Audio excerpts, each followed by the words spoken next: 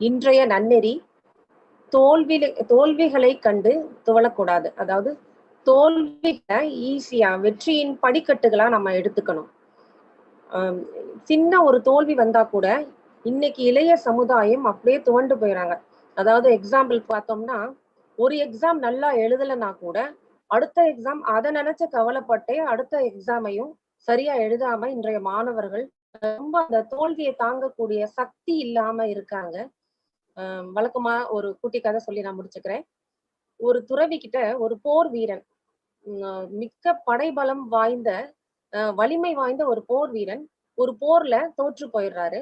அந்த துறவி கிட்ட போய் கேட்கிறாரு, நான் போர்ல போய் தோற்று போயிட்டேன், என்னால அந்த தோல்வியை தாங்கவே முடியல, ரொம்ப கஷ்டமா இருக்கு அப்படின்னு சொல்லிட்டு சொல்றாரு. அதுக்கு அந்த துறவி என்ன சொல்றாரு அப்படின்னா, நீ எதை பார்த்து உன்ன அந்த படையில சேர்த்துக்கிட்டாங்க அப்படின்னு கேக்குறாரு.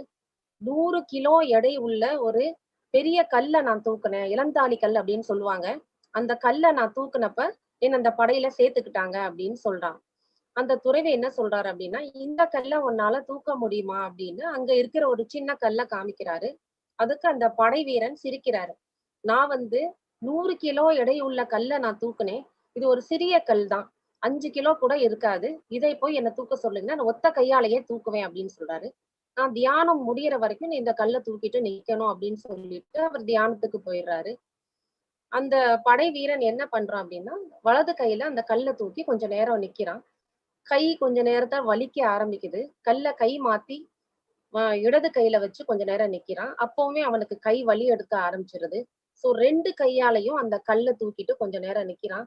ஆ சில மணி நேரங்கள் கடந்து போன பிறகு அவனால 2 கையாலையுமே அந்த கல்ல தூக்க முடியல. தொப்புன்னு தூர தூக்கி போட்டுறான். அந்த கல்லு விழுந்த சத்தத்த கேட்டு துறவி தியானத்துல இருந்து வெளியில வர்றாரு. வந்துட்டு, "ஏன் கல்ல தூக்கி போட்ட? சின்ன கல் தான் என்னால தூக்க முடியும்னு சொன்னியே" அப்படின்னு கேட்கிறாரு. "இல்ல, ஒரு குறிப்பிட்ட அளவுக்கு மேல அந்த சுமைய என்னால தாங்க முடியல" அப்படின்னு அந்த படைவீரன் சொல்றான். அதுக்கு அந்த துறவி சொல்றாரு, "இததான் வாழ்க்கையிலயும் நம்ம கடைபிடிக்கணும்.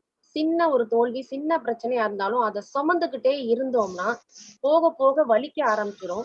அந்த தோல்வி அடுத்த கட்டத்துக்கு நம்மளால ப போக முடியாம செஞ்சுரும்" அப்படின்னு சொல்றாரு.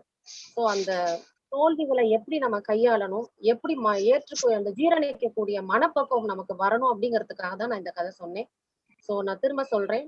எந்த ஒரு நிகழ்வும் நம்மை காயப்படுத்துவது இல்லை. அதை நாம் எடுத்துக்கொள்ளும் விதம் தான் நம்மை காயப்படுத்துகிறது. ஸோ தோல்விகளையும் வெற்றியின் படிக்கட்டுகளா பார்ப்போம். தோல்வியை தாங்கக்கூடிய சக்தியை உருவாக்கிக்குவோம். நன்றி, வணக்கம்.